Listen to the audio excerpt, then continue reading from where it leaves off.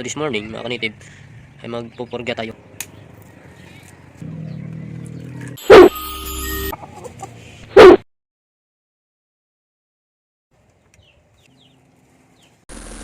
Yan, makulimlim na umaga mga kanitib. Schedule pala natin ngayon sa pagpupurga sa ating mga alaga. Ito, kinulong ko na sila. Makakasisipunin. Tara, simulan na natin. To this morning mga kanitib ay magpupurga tayo sa ating mga sisyo. Mag-deworm. Dahil napapansin ko matakaw nga sila pero medyo magaan. Maputla ang mukha. Ang gagamitin natin na ito. Bastolero Plus. Ayan. Ito naman mga kanitib, para po yan sa malalaking manok. Like this. Ang gagawin lang natin ay kumuha tayo ng ito. Tapos mga kanitib, lalagyan lang natin to.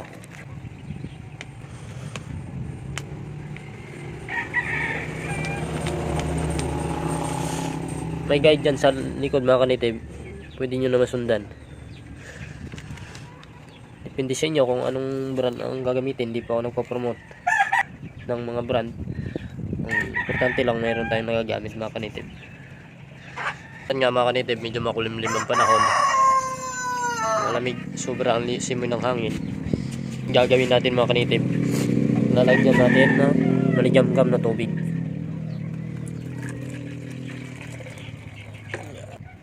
Ito mga kanitib, may tinunaw din ako dito.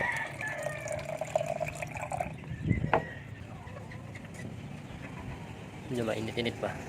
Ayan, lagyan natin kunti mga kanitib. Yan, ganyan. Ito Madrid Cacao. Gamitin natin panghalo dito sa pamurga para matunaw. Yan, pakahalo lang natin mga kanitib para siguradong walang matitirang buo-buo. Mga kanitib, ito ay pansisyo, ano. Pero depende rin sa inyo kung ito yung gagamitin nyo.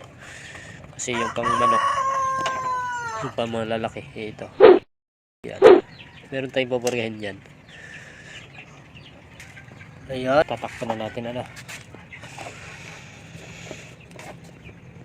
Ito mga kanitib ay iba, ha? Iba dun sa tinimpla natin. Ito ay vitamins. Para ito sa mga manok na gumagala. Ayan mga kanitib, napapansin nyo, tinulong natin yung ating mga 1 month and a half na sisiw. Dami yan mga kanitib.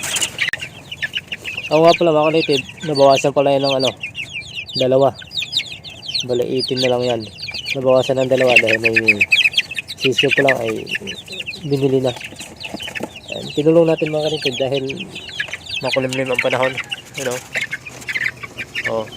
Makulimlim ang panahon, baka kasi sila magkasipon. Dapat natin kulungin. Ito mga kanitib ay sa umaga kasi empty yung butsi nila. Ito empty. Nilabas. Sinong gustong sumampol? Hop, isa lang. Panawa yun, hindi ka rito. Ay, ito. Mixture lang mga kanitib na empty. Empty yung kuha nila. Pag kinapa natin mga kanitib, dapat walang laman, Yan. Hindi natin sila papakainin, mamayang hapon na lang natin pakainin. Tubig na lang muna yung pampurga. Kunin natin yung ating pamurga.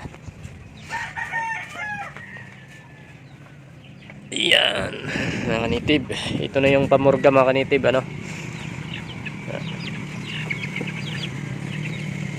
yung pamurga ilalagay na natin.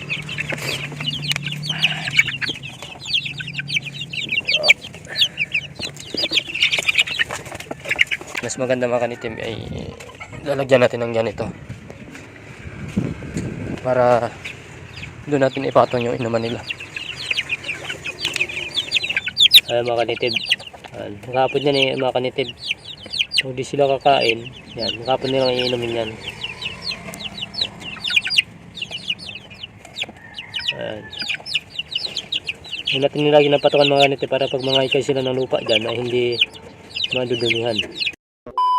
Yan mga kanitib, hapon na akong umuwi galing ng trabaho. Pagliko ko, sumalubong agad sa akin si Yolo. Naririnig ko na yung mga iyak ng ating mga alaga na pinurga. Pagliko ko rito mga kanitib ay nakawala sila. Siguro binuksan ng anak ko yung pinto. Pagbaba ko, nga pala nakalimutan ko yung pagkain nandito. Tapos Bihis tayo mga ka-native at pakainin na natin sila. A few moments later. Abe! Halika nga, Abe. Sino nagbukas nito po? Ako po. Ha? Ako po. Bakit? Nung binuksan? Kasi po, gusto po nila kuhain po. Ubos nila mga ka-native. Ikaw magpapakain ng mga manok na, oh. Sige, punta ka na doon. Pakainin mo na.